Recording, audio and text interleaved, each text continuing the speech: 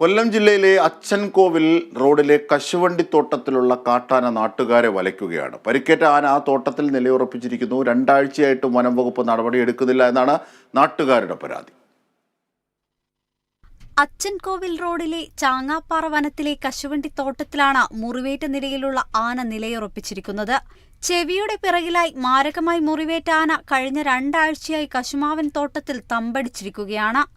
ആന ആരെയും ഉപദ്രവിക്കില്ലെങ്കിലും ഈ ആനയെ തേടിയെത്തുന്ന കൂട്ടാളികളായ മറ്റാനകൾ പ്രദേശത്തെ ജനങ്ങളെ ആക്രമിക്കുന്നുണ്ട്. തോട്ടത്തിൽ പണിയെടുക്കുന്ന തൊഴിലാളികൾ വനം വകുപ്പിനെ വിവരമറിയിച്ചെങ്കിലും വന്നു നോക്കിയതല്ലാതെ ഇതുവരെയും മറ്റ് യാതൊരു നടപടികളും സ്വീകരിച്ചിട്ടില്ലെന്നും തോട്ടത്തിലെ തൊഴിലാളികൾ പരാതിപ്പെടുന്നു. ജോലി ചെയ്യുന്ന കൂപ്പിന്ന് എങ്ങനെയും ഈ പാവത്തിന് ഒന്ന് ഒഴിപ്പിച്ചു തന്നാൽ മതി. ആ ഒന്ന് മരുന്ന് ചെയ്ത് അതിനെ സുഖപ്പെടുത്തി ഒന്ന് വിട്ടാൽ മതി. അല്ലാതെ ഞങ്ങൾക്ക് അല്ലാതെ അതിനെ കൊണ്ടൊരു ശല്യമില്ല. രണ്ടാഴ്ച കൊണ്ട് ഇതിനെ ഞങ്ങൾ കാണുന്നത്. മറ്റും നമ്മുടെ ഇവിടെയൊക്കെ വന്നാലും ഇതിനെ കൊണ്ട് ശല്യമില്ല. മനുഷ്യരെ ഓടിക്കാട്ടെ അങ്ങനൊന്നും ചെയ്യത്തില്ല. വേദനയുള്ള സമയങ്ങളിൽ ഈ ആന തോട്ടത്തിലുള്ള കശുവണ്ടി മരങ്ങളെല്ലാം പിഴുതെറിയുന്നുണ്ട്.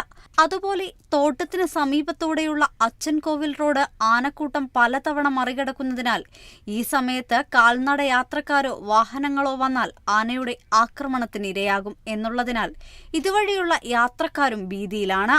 അവശനിലയിലായ ആനയ്ക്ക് ആവശ്യമായ ചികിത്സ നൽകിയില്ലെങ്കിൽ ഉടൻ തന്നെ ആന ചരിയുമെന്നും നാട്ടിലെ പൊതുപ്രവർത്തകർ പറയുന്നു.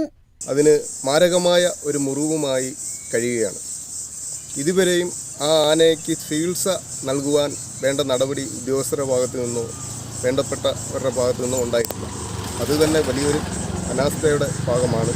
കാരണം ഈ ആന ഇതിനകത്തും ഈ മുറിവുമായി നിൽക്കുന്നത് കാരണം മറ്റാനകളും ഈ പറങ്ങാവിൻ്റെ ഭാഗത്തും ജനവാസമുള്ള മേഖലയിൽ എത്തിപ്പെടുകയും ജനങ്ങളെ ആക്രമിക്കുകയും ചെയ്യുന്ന ഒരവസ്ഥയാണ് കണ്ടുവരുന്നത്. കശുമാവിൻ മരങ്ങൾ നശിപ്പിക്കുന്നതിലൂടെ സർക്കാരിന് ലക്ഷങ്ങളാണ് നഷ്ടമാകുന്നത്. അതുകൊണ്ട് തന്നെ വനം വകുപ്പ് ഉദ്യോഗസ്ഥർ എത്രയും പെട്ടെന്ന് ആനയ്ക്ക് ചികിത്സ നൽകി കാട്ടിലേക്ക് തിരിച്ചയക്കണമെന്നാണ് നാട്ടുകാരുടെ ആവശ്യം. കേരള വിഷൻ ന്യൂസ്, കൊല്ലം.